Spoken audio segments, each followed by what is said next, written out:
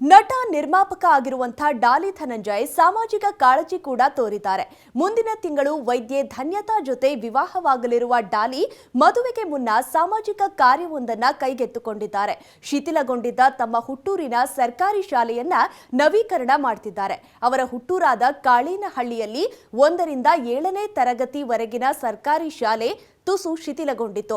ಗೋಡೆಗಳು ಬಿರುಕು ಬಿಟ್ಟಿದ್ವು, ಛಾವಣಿ ಸೋರ್ತಾ ಇತ್ತು, ನೆಲ ಹಾಸು ಕಿತ್ತೇ ಹೋಗಿತ್ತು. ಇನ್ನು ಕೆಲವು ಸಮಸ್ಯೆಗಳು ಶಾಲೆಯಲ್ಲಿದ್ವು. ಇದೀಗ ಡಾಲಿ ಧನಂಜಯ್ ಸ್ವಂತ ಹಣದಲ್ಲಿ ಸರ್ಕಾರಿ ಶಾಲೆಯನ್ನ ನವೀಕರಣ ಮಾಡ್ತಿದ್ದಾರೆ. ಇಡೀ ಶಾಲೆಗೆ ಹೊಸ ರೂಪು ಕೊಡೋದಕ್ಕೆ ಮುಂದಾಗಿದ್ದಾರೆ. ಶಿಥಿಲವಾಗಿದ್ದ ನೆಲ ಹಾಸನ್ನು ತೆಗೆಸಿ ಹೊಸ ಟೈಲ್ಸ್ ಹಾಕಿಸಲಿದ್ದಾರೆ. ಹಾಗೆ ಶಿಕ್ಷಕರ ಕೊಠಡಿಯನ್ನ ಕೂಡ ನವೀಕರಣಗೊಳಿಸ್ತಾ ಇದ್ದಾರೆ.